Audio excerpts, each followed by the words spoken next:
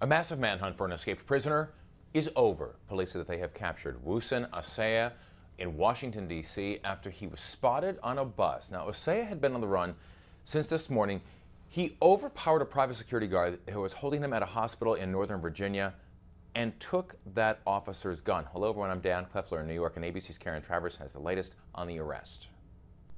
Armed and dangerous, but now captured. Law enforcement officials say they have in custody Wossen Assaye, a fugitive who was on the loose in Northern Virginia this morning. The FBI, U.S. Marshals, Virginia state and local police all engaged in an urgent manhunt. The situation began early this morning. Authorities say suspected bank robber Wossen Assaye was being transferred from jail to Inova Fairfax Hospital, about 10 miles outside Washington, D.C.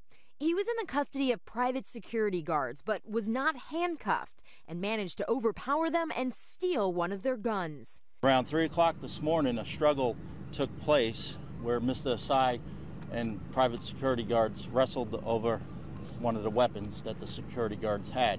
A shot was fired. At this time, there's no report of any injuries.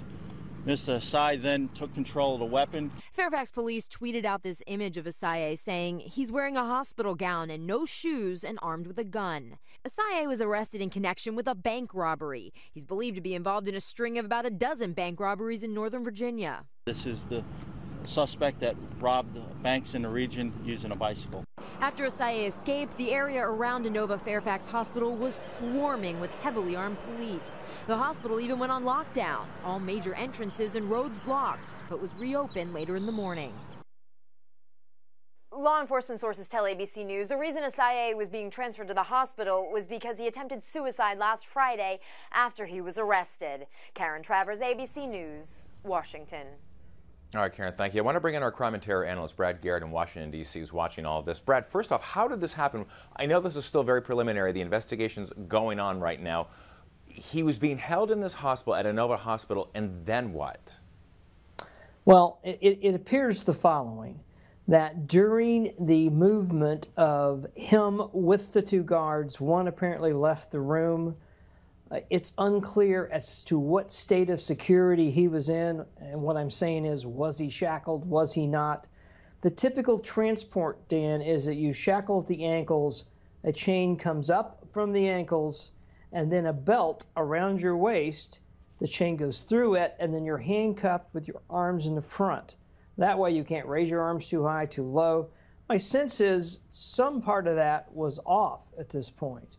Now, if that's true, or some version of that's true, then nobody in that room that was guarding him should have had a weapon. That's a big violation to be in with a prisoner with a weapon. So that's one side of this. So why was there only one officer in the room? Well, people do obviously have to go to the bathroom, etc. Life goes on. But if that's going to be the case, and he's not shackled, then you shackle him. And then unshackle him. Now, is that a pain? Of course it is. But that's protocol, because that's how you protect both him and you, and in particular from him escaping. So there's going to be a number of things I think the Marshals Service, who are the contractors for these two security officers, are going to have to look at. Because as you and I talked earlier today, the vulnerability in escape cases like this is clearly during movement. He's inside the hospital, apparently. The presumption being he wants to be treated or is being treated for this apparent suicide. You know, and I might add why I say that is that also may have been a ruse. In other words, yes, did he attempt suicide in some form or fashion? Maybe. Was that so he could get to a hospital or some less secure facility to escape? That's entirely possible. That's sort of a separate investigation to this. But the real key is that vulnerability. And then obviously he got his hand at some point on her weapon. I think the marshal speaking a few minutes ago commented that then a female officer, unclear to me, discharged her weapon, didn't hit anybody, and at that point he's in the stairwell and on the run. On the stairwell, in the run, and now with a weapon. Correct. Which is what sent the alert out, obviously, for this massive manhunt earlier this morning. Of course. I mean, if you combine the following, first of all, escaped fugitive, armed, but you always then have to look at someone's history.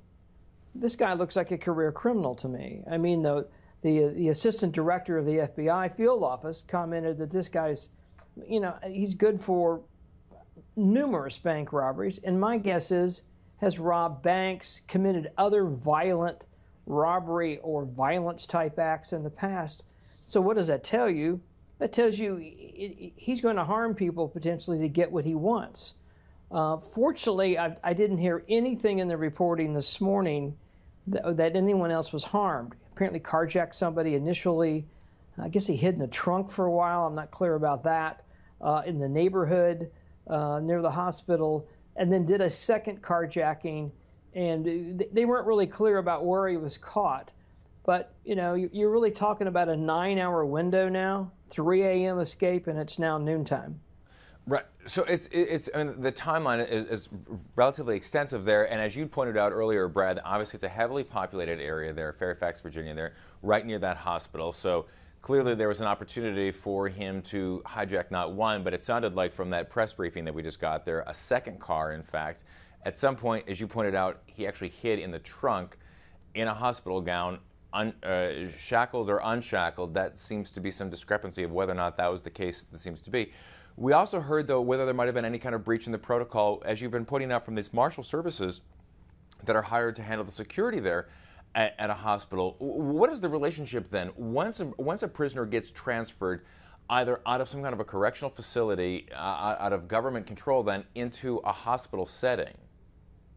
Well, if in fact they were going to leave him at the hospital, then Fairfax County Nova Hospital, I believe, has a secure prisoner lockdown area. I guess the presumption would be you'd put him in there. If he was not going in there, then you virtually have to assign at least 2 people to him 24 hours a day. Now, here is my guess. My guess is they just took him there because they had to, because of evaluation. What's going on with this guy? Why did he try to commit suicide? So he went there for an evaluation, is the short answer. Would have to see probably a psychiatrist who would make an assessment back to the Marshal Service as to what to do with him. And it's during that window that he's clearly not in a secure area and is either awaiting evaluation or whatever it might be, and he took the opportunity that he had. On the shackle part of it, I'm going to guess he wasn't shackled as he left. I will tell you, you can't, if he had on ankle cuffs, he wasn't going anywhere at the speed he was going. I mean, you just can't even walk fast. So he basically, I think, had everything off at that point and was on the run. What would be the point then, and this is not to, I guess what situation would arise where you would completely remove shackles and any kind of restraint would be taken off? If he's only going there to be evaluated by a doctor, I wouldn't take them off. He'd have to just leave them on. Obviously, there's some point that he would have to go to the bathroom, but that's one of the reasons that this harness effect that I described is configured the way it is so that you can go to the bathroom. So, unclear. Now, did the doctor say we need to do a physical examination of the guy? Well, obviously you have to take shackles off because then he's going to have to disrobe, and then the professionals will have to take a look at him and examine him. But if that's the case, then you're going to have to make the space where that occurs secure. No weapons in the room, and you're going to have adequate personnel. I'm not convinced that if you're going to have somebody in an unsecure facility that is going to be unshackled, that has such an extensive history like he does, that you wouldn't send more personnel. This, unfortunately, to me sounds more like a 4-man detail or 4-person detail than it does 2, which would eliminate some of the issues I think that occurred. Now, that gets into manpower and money, which is a separate issue. But that's the problem. You've got somebody potentially, well, he has to be unshackled to a certain extent. I mean, I suppose if he was able, she was unfortunate enough to stand next to him with a weapon he could grab, Did he rip it out of her holster, hold her at gunpoint to uncuff him? I suppose that's possible. That's a less likely scenario in my view. It's more that they unsecured him for whatever reason, and then we ended up with what we had today. Right, and hopefully we'll be getting some more information as the day continues on, because it is still a developing story. Brad Garrett in Washington. Brad, thank you so much. Appreciate that. We'll be checking in a little bit later on. The bottom line is this: obviously, the suspect, this fugitive, is now back behind bars there, and we will continue to update the story as new developments come in. You can stay up to date downloading the ABC News app and starting the story for updates on the go. For now, I'm Dan Kleffler in New York.